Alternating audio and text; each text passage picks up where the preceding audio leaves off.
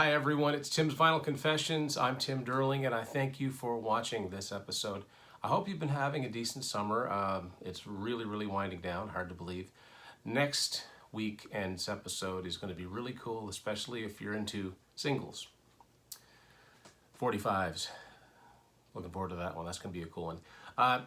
Haven't been a lot of releases come out in 2020 that I personally been interested in, but there have been a few. And of course, Vandenberg and Kansas, Harem Scarum. I've talked about those ones. And the first album that was announced earlier this year actually took a little bit later to come out because they delayed the physical production of it. They could have put it out digitally, but they waited before releasing it so they could get the physical versions out, which I salute. And I'm not surprised because it's a veteran band.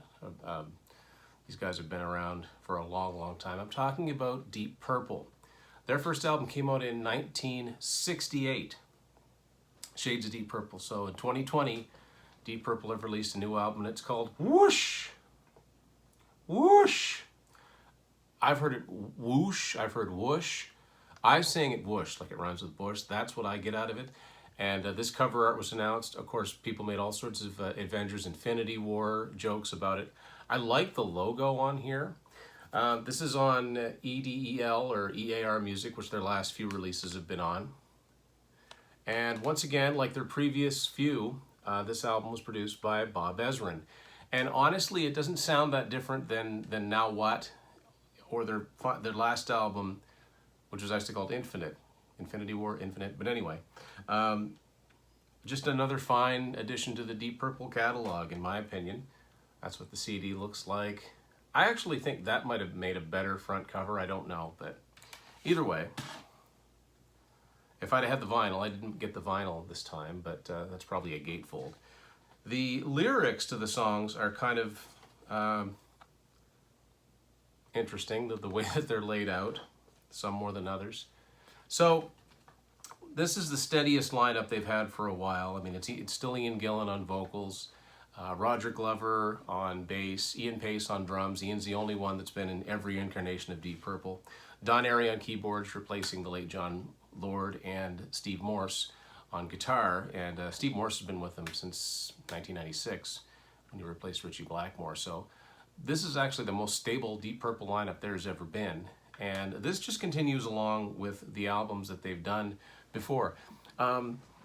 If you're not a Deep Purple fan, this likely isn't going to change your mind. But if you are a fan, you just kind of put it on and let it roll along. There's some cool songs on here. First song, Throw My Bones, is really good. We're All the Same in the Dark, I like.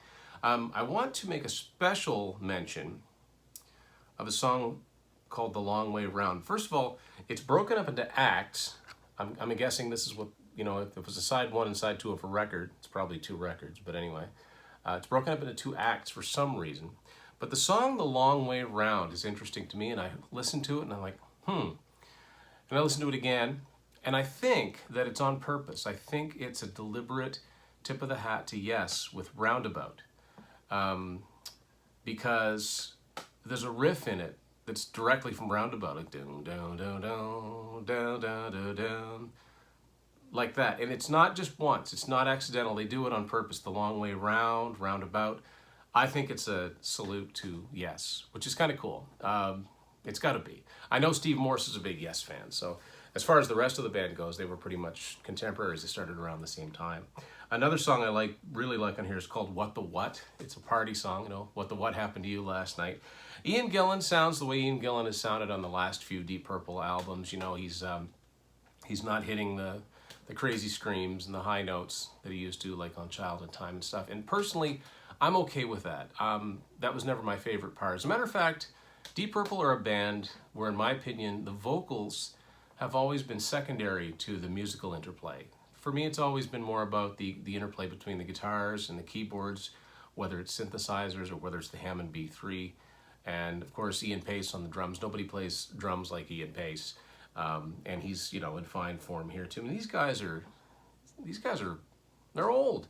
I mean, Ian Gillan was born in 45. He's older than my parents. So the fact they're still rocking. Now, Infinite was supposed to be their last album, and the tour they went on was called the Long Goodbye. So I guess that was smart, The Long Goodbye, because they're not saying the last, they're saying the long.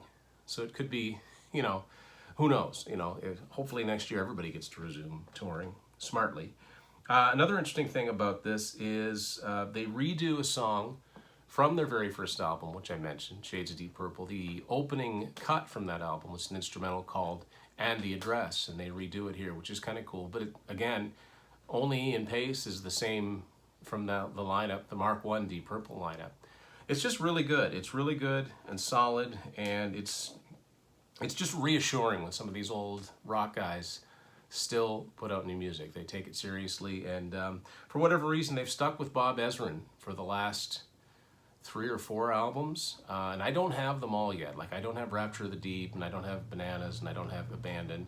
So I'm still missing quite a little bit of Deep Purple. But if you watch the episode I did about 5 years ago on Deep Purple, when I was just starting to build my collection, I've come a long way since then. So definitely, I would recommend this album to Deep Purple fans. If you're curious about the band, this isn't a bad place to start, certainly, although I would wash this down with 24 Karat Purple or Deepest Purple. I'm trying to think of the compilations that are easiest to find.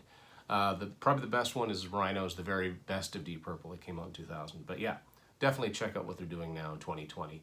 Deep Purple, whoosh! That's my 2 cents on it. What do you guys think? Any Deep Purple fans out there? I know we do have. Thanks for watching this edition of Tim's Vinyl Confessions.